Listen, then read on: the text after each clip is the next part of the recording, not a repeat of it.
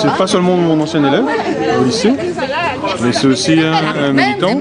Alors peut-être que je suis pour quelque chose, mais il a la politique dans le sang, c'est familial on va dire. Et il est engagé donc chez les jeunes de l'UDI, les jeunes radicaux en particulier, donc du parti radical, le plus vieux parti de France, qui porte les valeurs de la République. Et aujourd'hui, j'ai invité et volontiers il a répondu à l'invitation pour une réunion militante de quartier au port pour voir un petit peu comment voir la mobilisation des forces de la liste de l'Union menée par Didier Robert. Alors, Hobbes disait « L'homme est un loup pour l'homme ».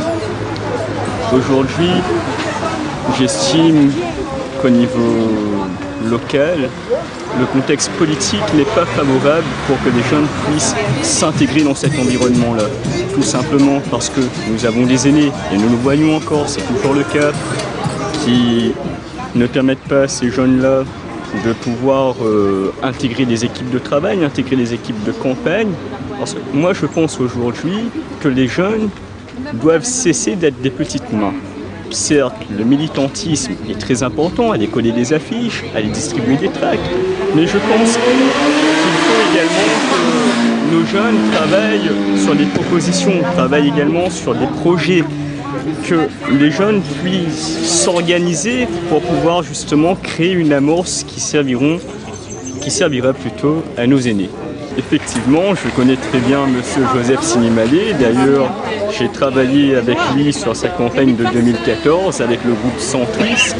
Avant même l'Union de la droite, j'ai été justement à l'initiative des After School qui ont réuni plusieurs centaines de jeunes sur la plage de Boucan avec divers artistes, avec diverses animations. C'était avant tout une journée récréative et préventive, mais c'était aussi un moyen de lancer un appel à la municipalité Saint-Paul afin de montrer que nous, les jeunes, nous existons, que nous sommes là. C'était aussi une action pour les boycotter.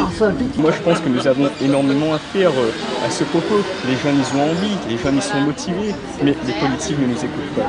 Mais si je t'entends parler là, Didier Robert a dit, il y a 2 jours dans son premier meeting, il est pour la réunion, réunioniser l'emploi. Parce que quand tu parles de patrimoine culturel, tu parles de métier à la Réunion, tu penses qu'il faut aller dans ce sens, c'est-à-dire faire un diagnostic, d'abord voir qu'est-ce qui est nécessaire comme emploi, qu'est-ce qu'on peut développer comme emploi à la Réunion. Exactement, quand on se lance dans une campagne, je pense qu'il faut faire un état des lieux, faire un diagnostic, aller à la rencontre de cette population qui justement recherche un emploi, aller à la rencontre de ces jeunes-là, justement afin de discuter avec eux, afin de trouver des solutions avec eux, parce que eux aussi, ils ont leur mot à dire, et moi j'estime que ce sont également les acteurs de demain, c'est eux qui vont faire vivre la Réunion de demain.